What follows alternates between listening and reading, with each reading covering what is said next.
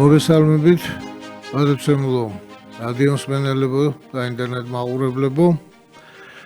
ეთერშია გადაცემა კვირის სტატისტიკური პროფილი და მე ამ გადაცემის ავტორი და წამყვანი ნოდარ კაპანაძე ვარ. ჩვენი მოსმენა შეგიძლიათ რადიო სიხშირეებზე FM 98.5 თბილისში და საქართველოს რეგიონებში, ხოლო კახეთის რეგიონში FM 102 და 4-ზე. ასევე შეგიძლიათ ვიყუროთ YouTube არხზე, ასევე შეგიძლიათ ვიყუროთ სოციალურ ქსელებში, კონკრეტულად Facebook-ში, პირდაპირ სტრიმში.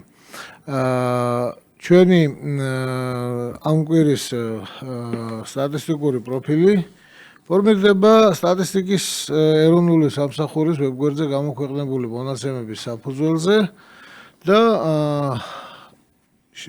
ჯერ მე მოვიხილავ აი ამ მონაცემებს, ხოლო შემდეგ ჩვენ სტუმართან ერთად განვიხილავთ აი ამ გამოქვეყნებულ მონაცემებს, თუ რა მოვლენები ჩანს ამ მონაცემებში და როგორი მდგომარეობა არის.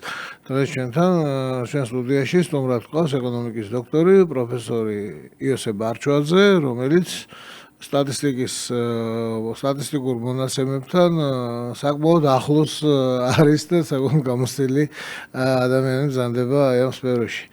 გასულ კვირაში სტატისტიკის ეროვნული სამსახურის ვებგვერდზე გამოქვეყნდა 3 წრე მონაცემების. ერთი ეს იყო პუბლიკაცია აკვაკულტურა საქართველოში, მეორე იყო ბრუნვის მოცულობის ინდექსი და მესამე ფისკალური და მონეტარული სტატისტიკის მაჩვენებლები. მივყვეთ თანმიმდევრობით. მოკლედ აკვაკულტურის მეურნეობების მონაცემები, ეს დიდი პუბლიკაცია ხო მთლიანად ამას ვერ განვიხილავთ, აქ რასაკვირველია. მაგრამ რამდენიმე ესეთი საყურადღებო ტენდენცია, რაც მე ამ პუბლიკაციიდან ამოვიკითხე, თქვენ ყველაფერი ეს შეგიძლიათ ნახოთ სტატისტიკის ეროვნული სამსახურის ვებგვერდზე, ეს გამოქვეყნებულია ღია ხელმისაწვდომი ინფორმაცია. მოკლედ, პირველ რიგში არის ის ამბავი, რომ აქ არის 2021-2025 წლების საანგარიშო პერიოდი, თუმცა მანამდეც არ მგონია რამე განსაკუთრებული სიახლე ყოფილიყო. სტაბილურად შეიძლება ითქვას, რომ აკვაკულტურის მეურნეობები არის მხოლოდ საოჯახო მეურნეობები და რაღაც დიდი წარმოებები, ისეთი რამე არ არის. 90% მეურნეობების არის საოჯახო მეურნეობები. ასევე საყურადღებოა ისიც, რომ აკვაკულტურის მეურნეობები სტაბილურად 2021-2025 წლის განმავლობაში არის ძირითადად 45 და 65 წელზე უფროსი ადამიანების საქმე, ახალგაზრდობა ამ საქმით ნაკლებად არის დაკავებული. ანუ ეს უფრო ესეთი შუახნის და ხანში შესული ადამიანების საქმე არის.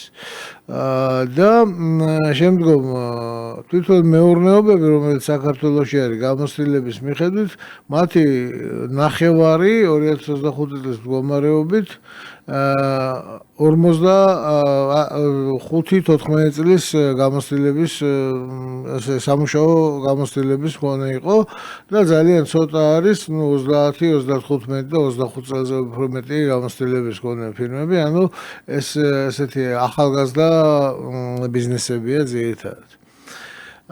ეს რაც შეეხება თვითონ აი ამ განაწილებებს, ხოლო თვითონ რესურსები, რომელსაც აი ეს მეურნეობები იყენებს, მთლიანი რესურსი, მთლიანი მიწის ფართობი, რომელიც გამოყენებულია აკვაკულტურებისთვის 2025 წლის პუბლიკაციის თანახმად 3,4 ჰექტარი იყო.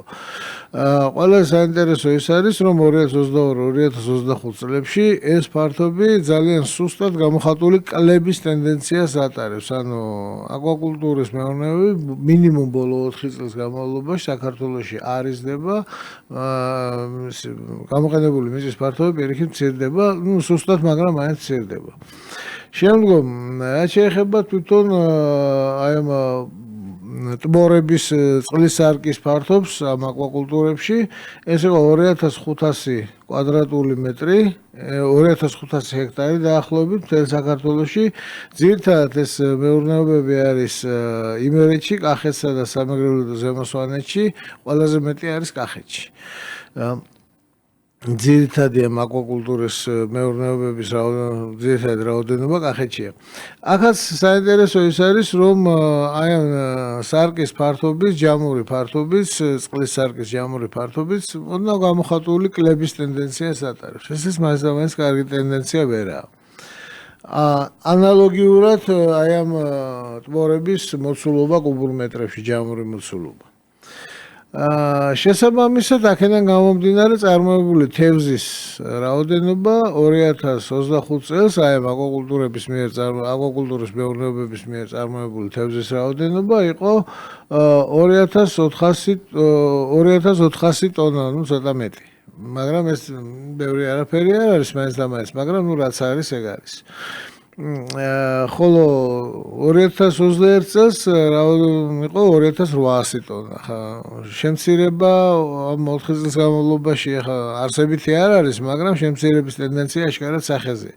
ერთ საყურადღებო ტენდენცია, რაც აქ აი ამ მონაცემებში ჩანს, არის ის, რომ მცირდება ორაგულისებრთა წარმოება, მცირდება კობრისებრთა წარმოება, სამაგიეროდ ძალიან მკვეთრად იზრდება ზუთხისებრთა წარმოება, რაც შეიძლება რაღაც ახალი ტენდენცია იყოს, რა იქნება ამას მომავალი გვიჩვენებს.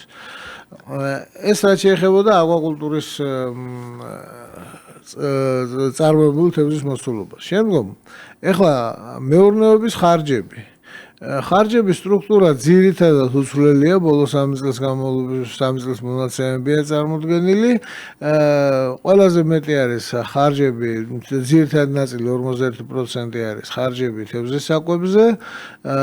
შემდგომ მეორე პოზიციაზე არის დაქირავებული მუშახელის ანაზღაურება, ხოლო ლიფსიტის და მოზარდი თევზის შეძენა, ეს არის მესამე პოზიციაზე ეს ხარჯები. ახლა ამ სტრუქტურა 3 წლის განმავლობაში უცვლელი აქვს, რაღაც ბევრი სიახლეებს ვერ ვიტყვით, მაგრამ ფაქტია, რომ სტრუქტურა ასეთია. და ძალიან საყურადღებო არის თევზის ფასები. ანუ აქ საუბარი არის ეგრეთ წოდებულ ფერმის კართან ფასები, on-gate ფასებს ეძახიან ამას.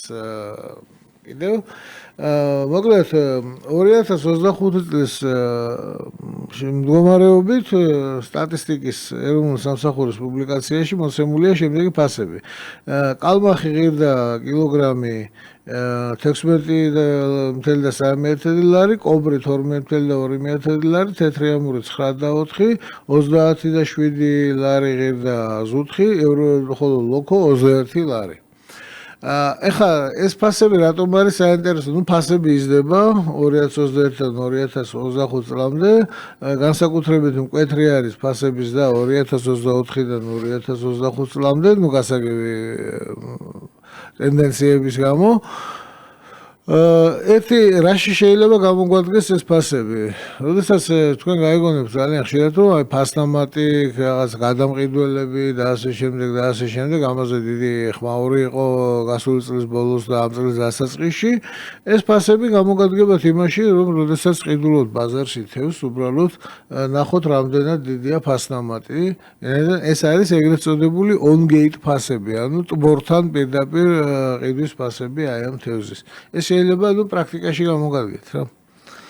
ეს რაც შეეხებოდა აკვაკულტურას. შემდგომ გამოქვეყნდა ასევე ბრუნვის მოცულობის ინდექსი, რომელიც ძალიან საინტერესო მაჩვენებელია.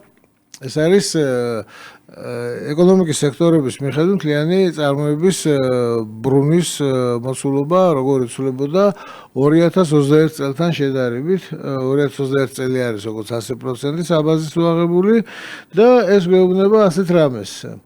მოკლედ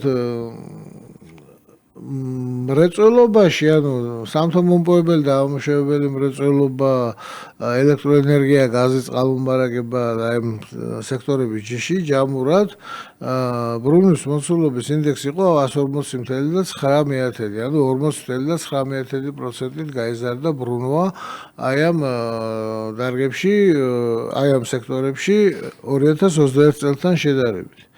ხოლო მომსახურებაში აქ შედის სხვადასხვა სექტორები, ინფორმაცია და კომუნიკაცია, სასტუმროები და რესტორნები, ტრანსპორტი და დასაწყობება, უძრავი ქონება, პროფესიული სამეცნიერო ტექნიკური საქმიანობები, ადმინისტრაციული და დამხმარე მომსახურება.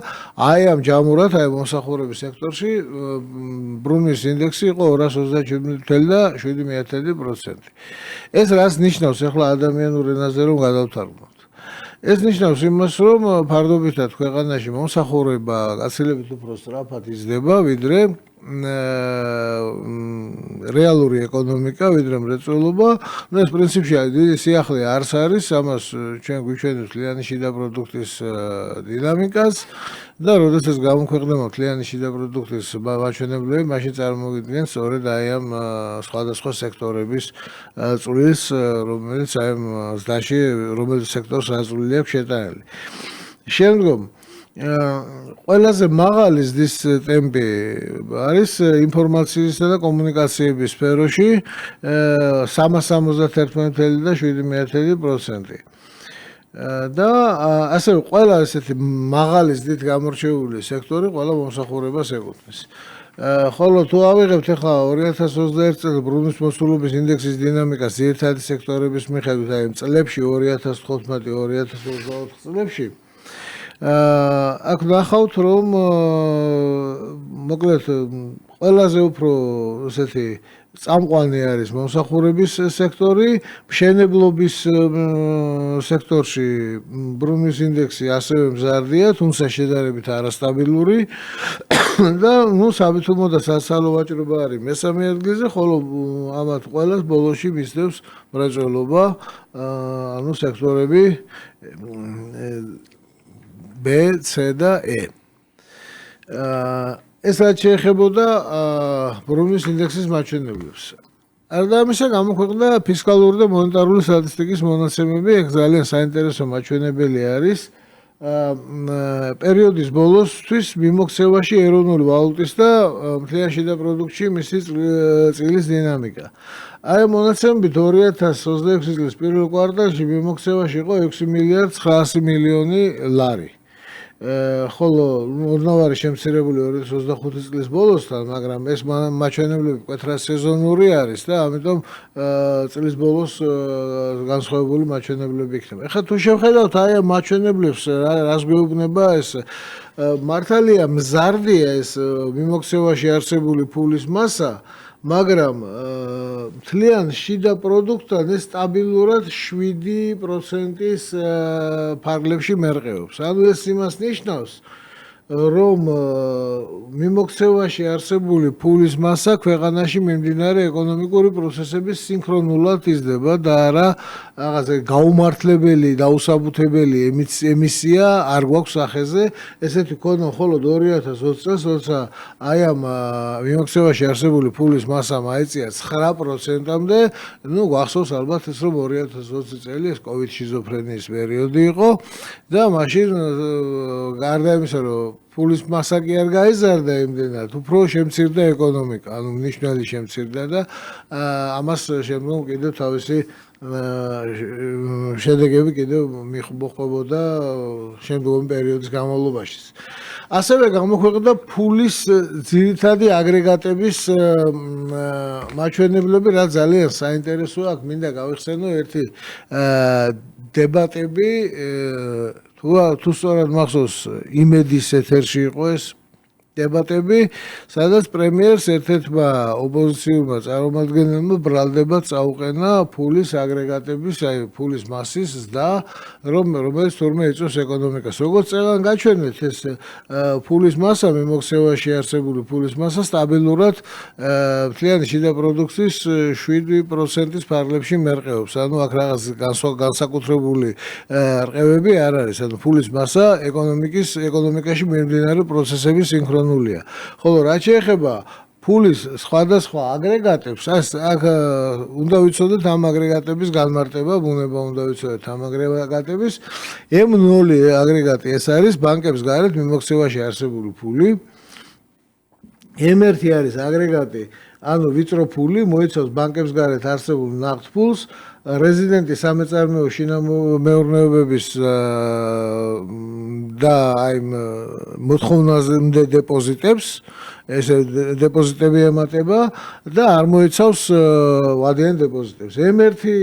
M2 აგრეგატი მოიცავს უცხოური ვალუტის, მოკლედ ეროვნულ ვალუტაში დენომინირებული დეპოზიტებსაც, ოღონ ვადიან დეპოზიტებს. ხოლო M3 აგრეგატი მოიცავს, ანუ ფართოფული მოიცავს M2 აგრეგატს დამატებული კიდევ დეპოზიტები დენომინირებული უცხოურ ვალუტაში. ანუ თუ შევხედავთ ახლა აი ამ დინამიკას, აქ თვალნათლივ ჩანს, რომ თავარი ფართო ფულის მასა მზარდია, მაგრამ ზრდას ზედად რა განაპირობებს ახლა? მოთხოვნამდე დეპოზიტები ეროვნულ ვალუტაში არის ეს სტაბილურად რაღაც დონეზე არის, მაგრამ ეს თავარი განმაპირობებელი ფაქტორი არ არის. ეროვნულ ვალუტაში დენომინირებული ვადიანი და შემნახველი დეპოზიტები, ანუ ეს არის მთავარი განმაპირობებელი აი ამ ფულის აი M3 აგრეგატის ზრდის მთავარი განმაპირობებელი. ეხლა უცხოურ ვალუტაში დენომინირებული დეპოზიტები მზარდია ნომინალურად ჯამში, მაგრამ მათი წილი არის კლებადი და ძალიან საყურადღებო დეტალი არის, ამაზე შემდეგში მოგახსენებთ. ამდენად, პრემიერის და იმ პატივცემულის დისკუსიაში ახლა მე იქ არ ყოფილი ვარ, მაშინ რო ყოფილიყავი, მაშინ ვეტყოდი, რომ მეგობარო იქნებ ცოტა უფრო დეტალურად შეხედო სტრუქტურას და სტატისტიკას ახასიათებს ესეთი რამე, რომ ყოველგვარი ემოციების გარეშე პირდაპირ გიჩვენებს ყველაფერი სად რა ხდება და როგორ ხდება. შემდგომ რამდენიმე სიტყვა დეპოზიტებზე. დეპოზიტები, მოკლედ, ეროვნულ ვალუტაში დენომინირებული დეპოზიტების წილი არის აშკარად მზარდი. 2015 წელს ეს იყო 33% მთლიანი დეპოზიტების, ეხლა არის 56%. 67% იყო შესაბამისად უცხოურ ვალუტაში დენომინირებული დეპოზიტები და ეხლა არის 54%. ანუ ეროვნული ვალუტაში დენომინირებული დეპოზიტების ხვედრითი წონა არის მზარდი, რაც ძალიან კარგი მაჩვენებელია, ძალიან კარგი ტენდენცია არის ზოგადად.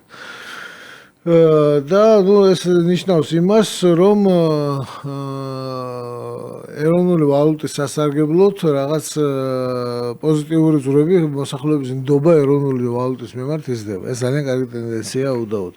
და შემდგომ ახლა რომ შევხედოთ ფულის ძირითადი აგრეგატები მიმდინარე ფასებით და მთლიანში და პროდუქტში მათი წილის დინამიკა, ამაზე ახლა ვილაპარაკეთ უკვე, მაგრამ აქ თვალნათლივ ჩანს ამ მონაცემებიდან, რომ თავარი გამსაზღვრელი აი ამ ზრდის არის ეროვნულ ვალუტაში დენომინირებული დეპოზიტები, რისიც ნამდვილად არ არის ცუდი ნიშანი.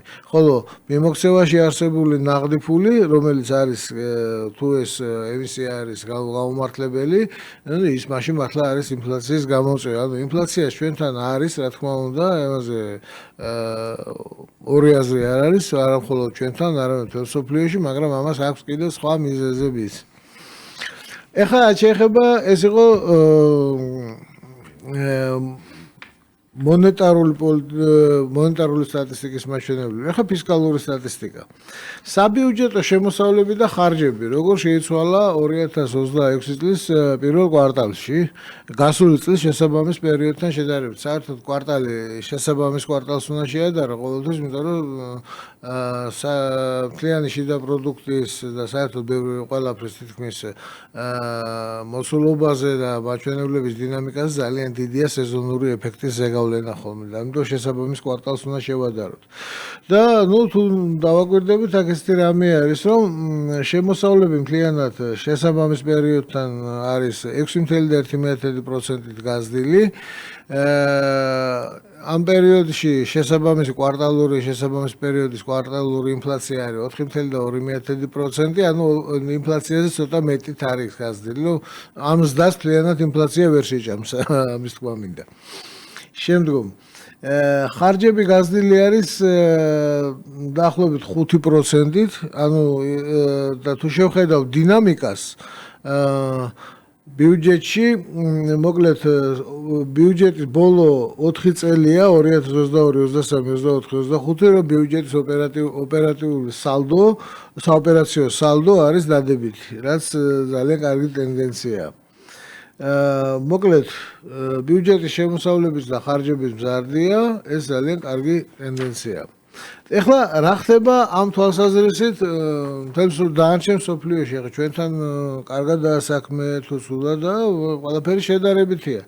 ამისთვის ახლა ავიღე ესეთი რაღაც, მსოფლიო ბანკის ვებგვერდზე ავიღე მთლიანი საბიუჯეტო შემოსავლები ეროვნულ ვალუტაში ქვეყნებისთვის და შემდგომ იმავე ქვეყნების სამხმარებლო ფასების ინდექსი ვინაიდან ნომინალზე შედარება ეს არის ძალიან დიდი შეცდომა მაგალითად ახლა ჩვენ მეზობელ თურქეთში სადაც არის 32%-იანი ინფლაცია, იქ რომ ნომინალი შეადარო, იქ გამოგივა წარმოუდგენელის და, მაგრამ ეს რეალურიც და არ არის. ის აქედან ინფლაცია უნდა გამოვრიცხოთ.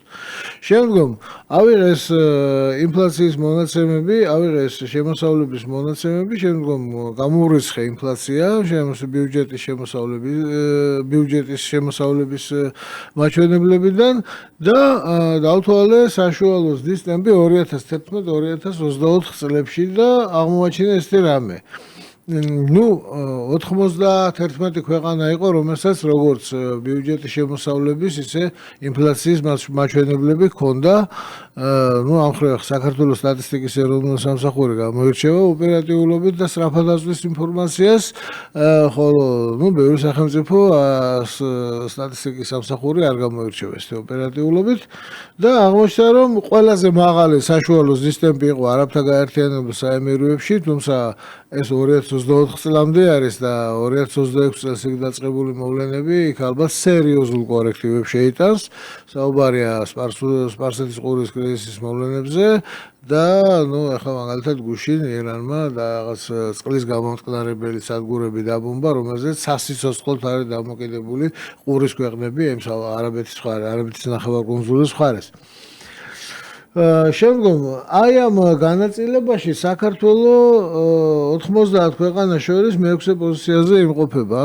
მაინც ყველაზე ბოლოში, ყველაზე პირველი არ არის, პირველ ადგილზე არის სამხრეთ აფრიკის რესპუბლიკა.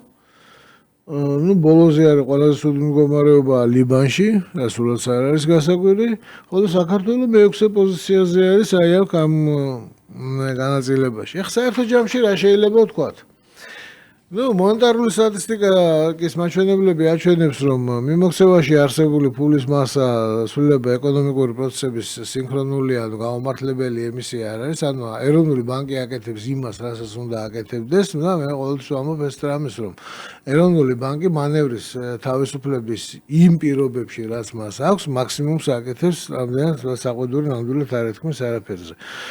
შემდგომ ფისკალური სტატისტიკის მაჩვენებლები აჩვენებს, რომ საბიუჯეტო პროცესები ესე შეუფერხებლად მიდის და 2026 წლის პირველ კვარტალში უცვლელად გრძელდება ეს ტენდენციები, რაც წინა პერიოდში იყო.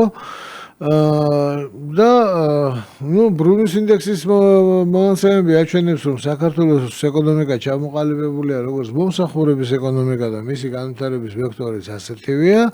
ანუ ეკონომიკური ზრდა რეალურად არის, რაც ძალიან კარგია უდავოდ, მაგრამ ეს არის მომსახურების ეკონომიკის ზრდა, რომელსაც უსაფრთხოების ბალიში მინიმალური ან თითქმის არ აქვს. ამას აჩვენებს აკვაკულტურის წარმოების მაჩვენებლები, რომელიც იმავე სტატისტიკის სამსახურმა გამოაქვეყნა, რომ პრაქტიკულად ბოლო 5 წლის განმავლობაში ეს წარმოება თითქმის არ შეცვლილა, ოდნავ შემცირდა კიდეც. ამ დროს მე დათვლილი მაქვს სხვადასხვა ინფორმაციულ მასივებზე დაყრდნობით, რომ საქართველოში არის მტკნარი წყლის თევზის 75-80,000 ტონამდე წარმოების რესურსი, ისე რომ ეკოლოგიური ზარალი არ მიაყენო არაფერს. ამდენად შრომის ჯანდაცვის საერთაშორისო ორგანიზაციის რეკომენდაციით ადამიანის დიეტაში თევზი წლიურად უნდა იყოს საშუალოდ 23 კილოგრამი. საქართველოში არ არის ამის 4-4-იც კი. და ეს ყველაფერი ხა ვისაც არ უნდა კითხოთ, ყველა იმ წუთში გეტყვით, რომ იმიტომ რომ ფული არ არის. ფული არ არის აქ თავარი, ერთი არ არის სამხმარებლო კულტურა, მეორე არ არის თვითონ მისაწვდომობა და არ არის ამაზე შესაბამისი, ესე ვთქვათ, გარემო შექმნილი. ამდენად ჩემი აზრით აი ეს ერთ-ერთი პრიორიტეტი უნდა იყოს იმ განვითარების 100-წლიანი პროგრამის, რომლის შემუშავებასაც მთავრობა ამ წლის დასაწყისში დაგვირდა. ეხლა გადავდივარ ჩვენ სტუმართან, ბატონო იოსებ, გისმენთ, რას გვეტყვით თქვენ აი ამ ამბებზე.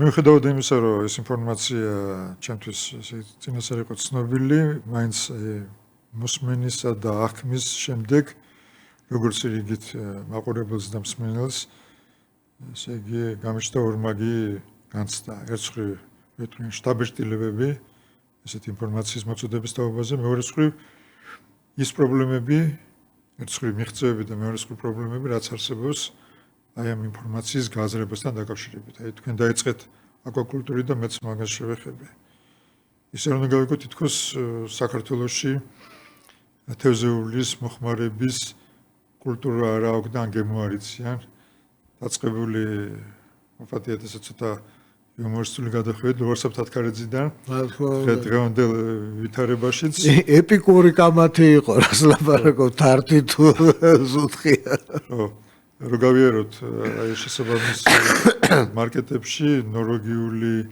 თევზეულიდან ადგილობრივი წარმოებით დამთავრებული ფართო არჩევანი ესე იგი მოსახლეობას აქვს მასზე მოთხოვნილება ფასებს თუ შევხედავთ სხვადასხვის თქვენს მიერ დასახელებული ფასებითაც უკვე საკმაოდ უსწრებს ფრინველის ხორცის ფასს და აი საქონლის ხორცის ფასის შესატყვისი რო ეთქვი კონკურენციას უწევს თავისუფლად. ამიტომ შესაბამისი აგიტაციის, პროპაგანდის, კულტურის ჩამოყალიბების თანადგომის და რა თქმა უნდა ფინანსური მხარდაჭერის პირობებში შეიძლება უფრო ფართოდ გაიშალოს აღნიშნული წარმოება აკვაკულტურის და ეს მე დასახელებული რიცხვი რომ სადღაც 2.5 ტონიდან ვავიდეთ 75-80,000 ტონამდე ამის პოტენციალი ქვეყანას გააჩნია. და ჩვენ და ეს ყველაფერი ისე რომ რაღაც ეკოსატანისტების საყურადღებოთ უფრო ყოველგვარი რაღაც განსაკუთრებული ზიანის გარეშე. არც დიდი დრო, არც ძალიან დიდი ინვესტიციები და არც რო ეთქვიან განსაკუთრებული რევოლუციური მობილიზება საქმიანობის ერთი სფერო და მეორეში გადაყვანისთვის. რა თქმა უნდა, ამის გაკეთება შესაძლებელია თუ გულიგულობს გადაურევ ხელით იჭმევა, ნათქვამია. და ეს მოგცემ საშუალებას, რომ დავზოგოთ საკმარისად დიდი რაოდენობით თანხები იმპორტზე. საიდუმლოს არ წარმოადგენს, რომ ჩვენ იმპორტში ვხარჯავთ საკმაოდ დიდ თანხას ტრადიციულად საქართველოს აგროსასურსათო საქონლის იმპორტის მოცულობა ასეულობით მილიონი დოლარით აღემატება ადგილობრივ ექსპორტს და წარმოიდგინეთ ამ თანხის ნახვარი მაინც რომ საქართველოში რჩებოდეს ეს მეც სამუშაო ადგილსაც შექმნიდა და ეროვნული ვალუტის კურსიც უფრო მყარი იქნებოდა. ეს რა თქმა უნდა, ახლა მე წეღან შემთხვევით არ მithქვავს ის რომ საქართველოს ეკონომიკა ყალიბდება მომსახურების ეკონომიკად, მეთქი რომ ეს მომსახურების ეკონომიკის და არის და ეს ძალიან კარგიცაა, მაგრამ პრობლემა იმაშია რომ ამას თითქმის არ აქვს უსაფრთხოების ბალიში. რაც ახლა აი ჩვენს ქვეყნის გარშემო რომ გამოვიხედოთ, ძალიან შორს არ გვინდა წასვლა. ეს მოვლენები აჩვენებს რომ ეს უსაფრთხოების ბალიში აუცილებელია. და ეს ერთადერთი რაც ქმნის ამ უსაფრთხოების ბალიში, ეს არის ეკონომიკის რეალური სექტორი. თუნდაც იგივე თევზის ამბავში, ხო? შემოდის კი ბატონო იმპორტი გადასაევია ყველაფერი, მაგრამ აი თუ შეხვალთ ეროვნული ბანკის საიტზე და ნახავთ საგადამხდელო ბალანსის მონაცემებს, ქრონიკულად უარყოფითია. 2000 წლიდან დღემდე ქრონიკულად უარყოფითია. ანუ ეს არის ქვეყანაში შექმნილი დამატებული ღირებულების ჯამური ბალანსი, ანუ ჩვენთან უფრო მეტი გაედინება, ვიდრე შემოედინება. ერთადერთი შემაგუბებელი კაშხალი ამის არის რეალური ეკონომიკის სექტორი. იგივე საწარმოები, რომელიც აქ აწარმოებენ პროდუქციას. ხოლო ჩვენ თუ ეს იმპორტ დამოკიდებულებას გავაგზავნებთ, მაშინ ძალიან მოწყვლადი ვიქნებით, ხოლო ეს დარგები, რომელსაც ყველაზე მაღალი არის ახლა ბრუნვის მოსულობის ინდექსი. ეს ის დარგებია, რომლებიც პირველი დაიკვლება ნებისმიერი კრიზისის დროს. რა თქმა უნდა, თევზის წარმოებაზე და კულტურაზე ვსაუბრობ და საქართველოს ყავს დაახლოებით 15,000-ზე მეტი მოქალაქე, რომლებიც აი მეზღვაურის სტატუსით, რომელიც სხვა ქვეყნის დროშების ქვეშ მცურავ საშუალებებს ემსახურებიან, სავაჭრო, საოკეანო თევზჭერი და სხვა სატრანსპორტო გემები. ესე იგი, ეს რას ნიშნავს? მათ მიერ უცხოეთში გამოშვებული თანხა შემოდის საქართველოში, ისე როგორც ჩვენი შრომითი მიგრანტების მიერ გადმორიცხული თანხები, აქ ხდება უცხოური საქონლის შეძენა, მოხმარება, რეალიზაცია და ეს თანხა ისევ გაედინება უკან. ანუ ფაქტობრივად საქართველოს ხდება წვრილი ნაწლავის ფუნქციას უასრულებს. უტილიზაციის ადგილად ხდება რჩება საქართველოს უცხოეთში შექმნილი დოლარისა და აი რესურსების და მაშინ როცა შეგვიძლია ჩვენ სხვა მხრივ წავიდეთ და საქართველოს იყოს ადგილობრივი წარმოების პროდუქციის ფართომასშტაბიანი ექსპორტიერი. ეს ერთი დარგია, მაგრამ რა ვიტყვი, ამაში როგორც ერთწვეთ წყალში აისახება ეს მთელი ოკეანის შანს, კი ბატონო. თქვენ შეეხეთ აი რა ვიტყვი ეკონომიკის ბრუნვის დინამიზმს. აქაც გვაქვს სერიოზული წარმატებები, მაგრამ გავიმეორებ თქვენს ნათქვამს, დაახლოებით 40-დან 35%-მდე რეალური სექტორის და დანარჩენი მომსახურებას მიაქვს. ამიტომ თუ ჩვენ მართლა შევძელით ამ რეალური სექტორის ფეხზე დაყენება და უფრო მდგრადობით განვითარება ტურიზმი სწრაფად იძლევა შემოსავალს, მაგრამ მსოფლიო საბაზრო კონjunktურის შეცვლის ან ვითარების დაძაბულობის, რისკების, ვოლატილობის პირობებში ეს სექტორი იკუმშება სწრაფად. სხვათა შორის მე დავთვალე ეს იყო ეს COVID შიზოფრენიის მერე დავთვალე რა დავკარგეთ აი ამ ზარალი და იყო რეალური COVID-ის აი ამ ეკონომიკური პრობლემების ზარალი. ანუ დავთვალე როგორც ეკონომიკური ვარდნა, ესე მიუღწეველის და ანუ რაღაც ტენდენციები ხო არსებობდა და სხვა თანაბარ პირობებში ეს ტენდენციებიც და უნდა ყოფილიყო. ანუ მიუღწეველის და პლუს რეალური ვარდნა. და შემდგომ გავაკეთე ეს ყველაფერი სექტორების მიხედვით და პირველი რაც ყველაზე მეტი პრობლემები, ყველაზე უფრო დიდი ვარდნა სადაც იყო, ეს იყო სწორედ სასტუმროები და რესტორნები, ეს იყო ტრანსპორტი და კომუნიკაცია, ეს იყო ყველა ის სექტორი, რაც დაკავშირებული იყო ტურიზმთან. ტურიზმი პირველი დაიკვლება ყველა კრიზისის დროს, ეს ბუნებრივი. უნდა თითქმის 70% შემცირება, ავიაციაში იყო დაახლოებით 90%-იანი კლება. თითქმის განვლება იყო საქართველოს არ ეხება, მაგრამ საკმაოდ ისეთი ვრავლისმეტყველი სურათია, მე მსოფლიოში გავრცელდა, როგორ მიდის რომში, ვატიკანში, რომის პაპი ფეხით ქუჩებში, რომელიც აბსოლუტურად სარიელია, ვეთქვი, მაშინ აკრძალული იყო და ესე როცა კომუნიკაცია არ არსებობს, იქ მოთხოვნაც არ არსებობს. სხვათა შორის სტატისტიკაც გამოქვეყნდა, მართალია საქართველოს ამ მხრივ პირველ ადგილზე არ არის, მაგრამ მაინც ბევრი მეტყველია მსოფლიოში იმ პერიოდში 2020 წელზეა საუბარი, ბრილიანტების რეალიზაცია დაეცა თითქმის 80%. ნუ ახლა გასაგებია. რაც შეეხება კიდევ ერთ ასპექტს, რომელიც თქვენ წამოსიეთ, ეს არის რიტყვიან მონეტარული და ფისკალური პოლიტიკის საკითხები. აქ პრობლემა არის შემდეგნაირად. თუ შევადარებთ საქართველოს მდგომარეობას, ეკონომიკას, აი ყველაზე განვითარებული ქვეყნების მაჩვენებლად იგივე ამერიკის შეერთებულ შტატებთან, აი ეკონომიკის მონეტიზაციის დონე ჩვენთან გაცილებით დაბალია, ვიდრე აი ბევრ განვითარებულ ქვეყანაში. მარტივად ვიტყვი, ჩვენთან შეიძლება ჩურჩხელა ბებიამ შვილიშვილს უწელადოს და ეს არ მოექცეს ფულადი ყიდვა გაყიდის აქტის ქვეშ. და ხო, მაგრამ უცხოეთში პირობითად იგივე დატვირთვის ჩურჩხელა ექნება თუ სხვა წარმოება, ეს უკვე გადის სასაქონლო ფორმატს და შესაბამისად ფულადი ფორმით რეალიზებული და მოხმარებული საქონლის მოცულობა აგრეთვე სხვა ხდება და გაცილებით მაღალია. ჩვენ სამმართველობით ანთონით მივდივართ. გავიხსენოთ ჩვენი სკოლის პერიოდი, როდესაც თითოეულ სკოლასთან მოხუცი ბებიები ძველი რეოლებისა თუ წიგნებიდან ამოხეულ ფურცლებში წესუნზეს ყიდნენ. ეს ბიზნესი მოკვდა ფაქტობრივად.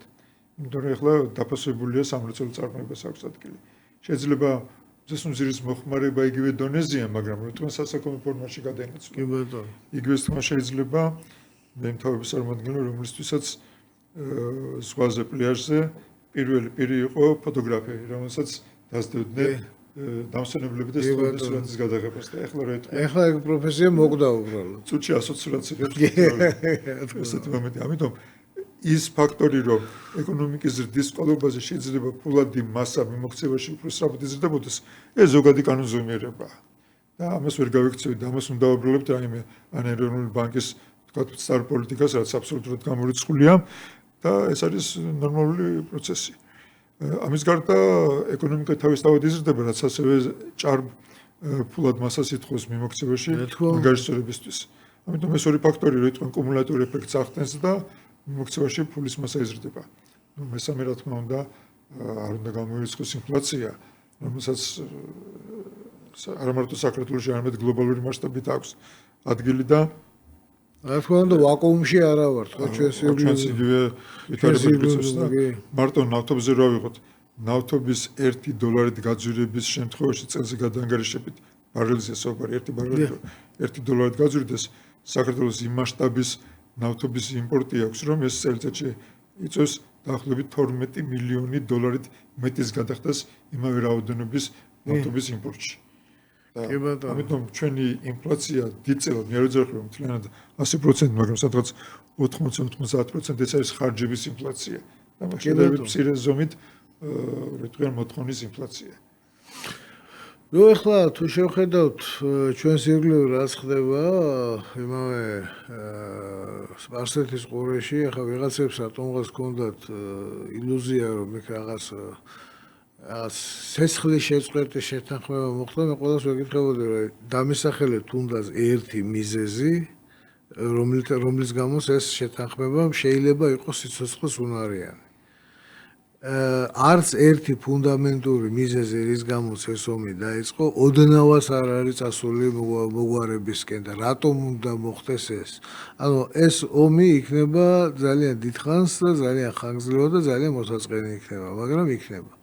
და ნუ ახლა ჩვენ ამ შემთხვევაში არავითარ შემთხვევაში არ უნდა დავიჭიროთ ვიღაცის მხარი ამ შემთხვევაში მხარის დაჭერა ნიშნავს რომ ხარ ფრონტის ხაზზე და რატომ უნდა დავდგეთ ფრონტის ხაზზე იქ ჩვენი ინტერესებისთვის არავინ არ ომობს და შეეხება ნავთობის ფასები საქართველოს ძალიან მძიმედ მოქმედებს რა თქმა უნდა მაგრამ ჩვენ სხვა ქვეყნებისგან განსხვავებით გვაქვს ერთი სერიოზული უპირატესობა რომ ნავთობის უშუალო მწარმოებლებთან პირდაპირ საზღვარი გვაქვს და ანუ გრძელი ლოგისტიკური ხაზებზე არ ვართ დამოკიდებული, თორემ ახლა აღმოჩნდა აგერ გუშინდელი ამბავია ხუსიტების და იემენის ბაბელმანდების სრუტის დაკეტვაზე განცხადება.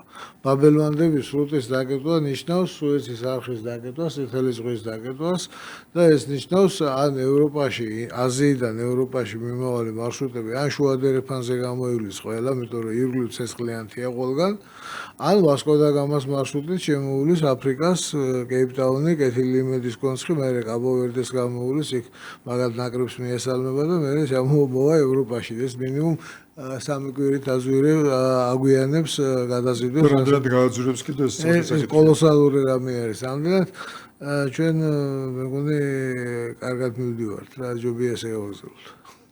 ანუ ყოველ შემთხვევაში ჩვენთვის ეს გეოპოლიტიკური მდებარეობა და სამშვიდობო პოლიტიკა იქცა იმ პოზიტიურ რესურსად, რომელსაც აი კაპიტალიზაციის დატვირთვა გააჩნია, უკვე კაპიტალიზაცია არის. პირდაპირ ჩანს უკვე შედეგები და თუნდაც ეს შედეგები რაც არის.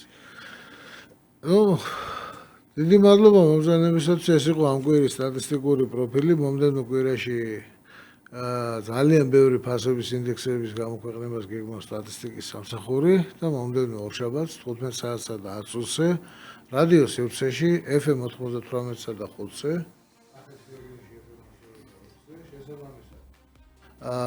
YouTube არხზე, სოციალურ ქსელებში წარმოგიდგენთ გადაცემას კვირის სტატისტიკური პროფილი, თქვენ კი გამოიწერეთ არხი, მოიწონეთ არხი, თუ არ მოგწონთ დაიწუნეთ მაშინ, კომენტარები, შეკითხვები, შენიშვნები, ყველაფერზე ასე ვთქვათ ხსნილია, გელოდებით. დიდი მადლობა.